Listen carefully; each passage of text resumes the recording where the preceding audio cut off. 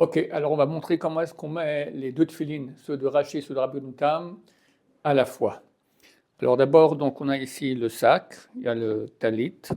Le talit, c'est quand on ouvre ici la fermeture éclair, on est plus proche du talit parce qu'il ne faut pas être envers à la mitzvot. Il n'y a pas le droit de passer outre à côté d'une mitzvah. Donc si j'ouvre et je suis proche des tefilines, je dois mettre les tefilines d'abord. La halakha, non.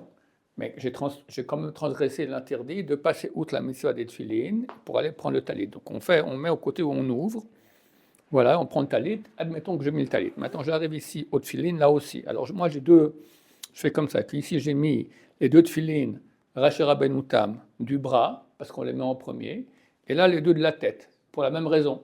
Si on met à l'envers, alors tu veux aller prendre ceux du bras, mais tu passes par ceux de la tête. Donc tu transgresses l'interdiction de l'avoir à la mitzvot, de passer outre une mitzvah. Ok, alors je prends maintenant les tefilin du bras. Là aussi, j'ai fait que j'arrive plus vite sur celui de Rashi, parce qu'on met toujours Rashi d'abord, après Rabbeinu Tam, et pas le contraire, pour pas de nouveau ne pas être vers la mitzvot, ne pas passer outre les mitzvot. Alors je prends celui de Rashi, d'abord je vais enlever ma veste, la manche de ma veste, j'ouvre ici, vous pouvez voir mes beaux bras, et donc je m'assieds. C'est pratique d'avoir à côté de soi une autre place, un siège ou quelque chose pour mettre les lanières. Alors je prends les tefilines de Rashi, j'ouvre comme ça.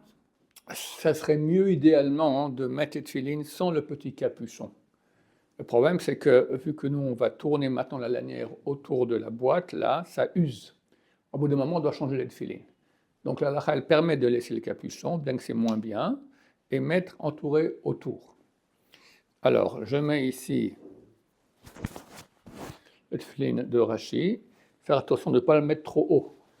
D'après tous les poskim, à part le Gaon de Vilna, il ne faut pas que le tefilin du bras soit plus haut que la moitié de la distance qu'il y a entre la pliure et l'aisselle, ou entre le coude et l'épaule. Donc pas trop haut.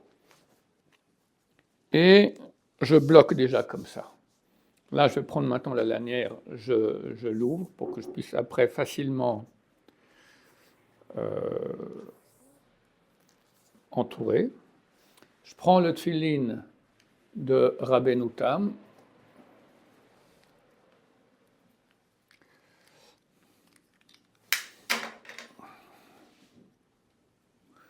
En passant le capuchon, il a ici un petit trou. Ce petit trou, il est en face du yud, parce qu'il est absolument nécessaire que le yud touche la maison. Même quand il est dans la pochette, il faut qu'il touche, d'accord? Pour forte raison quand on le porte. Et là, je fais rentrer le tefilin de Rabbeinu Tam, que je colle proche du Rashi comme ça. Et là aussi, je vais tendre la lanière et je vais aussi faire en sorte qu'il n'y ait pas tous les enroulements. Ok. Bon, ils sont au bon endroit, un peu penchés vers le cœur. Et là, je vais attraper le yud. Viens peut-être ici filmer là. J'attrape avec le pouce là, j'attrape le yud et j'entoure la lanière autour du tefilin en attrapant le yud. Alors, je ne vais pas faire la bracha et je pose à condition que je ne fais pas la mitzvah, parce que je n'ai pas le droit de parler en tefilin du bras et de la tête. Mais là, je veux parler pour expliquer, donc je pense que je pose à condition que je ne fais pas la mitzvah. Alors, je fais la bracha, lanière tefilin, hop, je commence comme ça. Moi, je fais 2 tours. Je vais demander à la rabbin son abachoureuse qui a un problème. Elle dit non, il n'y a aucun problème, fais autant de tours que tu veux. Maintenant, les non-pros, ils vont faire venir la lanière ici, c'est-à-dire avant le coude. Les pros, il faut déjà venir ici, c'est plus dur. Mais bon, moi j'essaie de faire comme les pros. Idem, vous voyez, ça tient tout seul. Idem, maintenant, voilà, j'attrape ici, j'entoure la lanière autour du yud, 2 tours, et je viens là aussi. Comme j'ai dit, ça c'est pour les pros parce que le problème est que quand on plie le bras, ça devient moins tendu. Mais je sais pas, au bout d'un moment, on arrive quand même. Sinon, on met là, on fait là, et on fait un tour, et on vient là. Moi, je fais directement là, et je fais un tour. Maintenant, on va faire en sorte que la lanière du Rashi soit au-dessus du Rabbeinu Tam. D'ailleurs, normalement, ils font la lanière 1 mm plus court que celui du Rashi, pour que la lanière en haut, elle cache. Ça, vous voyez, on a l'impression qu'il y a une seule lanière. En fait, il y en a 2. Mais c'est caché parce que la lanière d'en haut, elle est un peu plus large, de 1 mm, que celle du bas. Et on fait les 7 tours comme ça.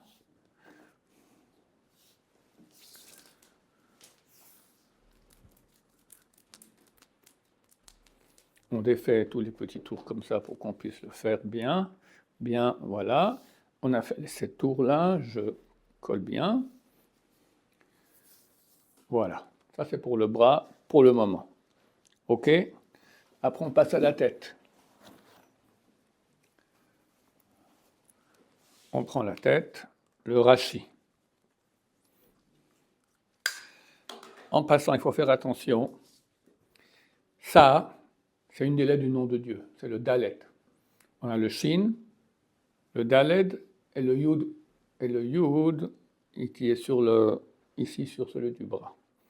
Vu que c'est une lettre du nom de Dieu, on ne peut pas lâcher comme ça. Hop, c'est le laisser en l'air. C'est pas kavod.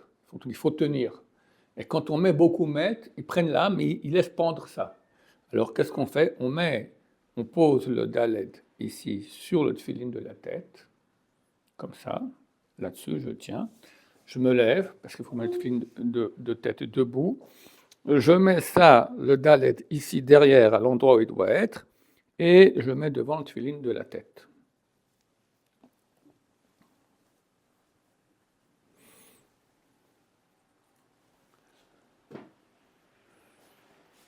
C'est bon? Je rappelle que ici, le Daled doit être au-dessus du trou, pas dans le trou, au-dessus du trou. On prend le tefillin de Rabbeinu Tam. Bon, pendant tout ce temps-là, on pense la pensée qu'on doit avoir. Donc je mets le Yud, le Daled sur le tefillin, comme ça, pour ne pas le laisser pendre comme ça. Je le mets maintenant. Alors comment je vais montrer ça? Bon, je le mets normalement, vous allez voir. Là, la lanière du Rabbeinu Tam doit être sous celle de Rashi. Alors je la fais rentrer sous. Vous voyez? Il y a le Rashi, sa lanière, elle fait rentrer là, celle de Rabbeinu Tam, dedans.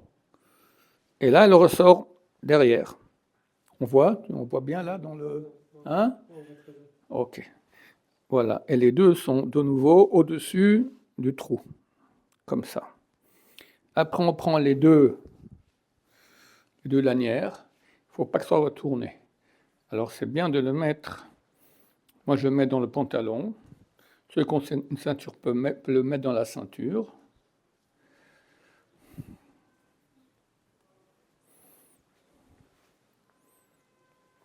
Voilà, comme ça. Et là, c'est bien. J'ai le Rashi de Rabbeinu Tam, qui sont du bon côté. Et ceux du côté gauche, alors moi j'ai entendu des grands kabbalistes, au nom du plus grand kabbaliste de la génération passée, que c'est bien de le mettre à hauteur de la poitrine. Alors ce que je fais comme ça, voilà. Et là, j'ai une poche dans la chemise, hop, je le mets là-bas comme ça. Après, la fin du bras, donc ici on prend les deux lanières, on dit Varasichli לעולם, varasichli בצדק ובמשפט וברחמים, varasichli באמונה וידעת את השם. Et voilà. Nous on ne fait pas un chine ici, c'est pas notre coutume. Et voilà.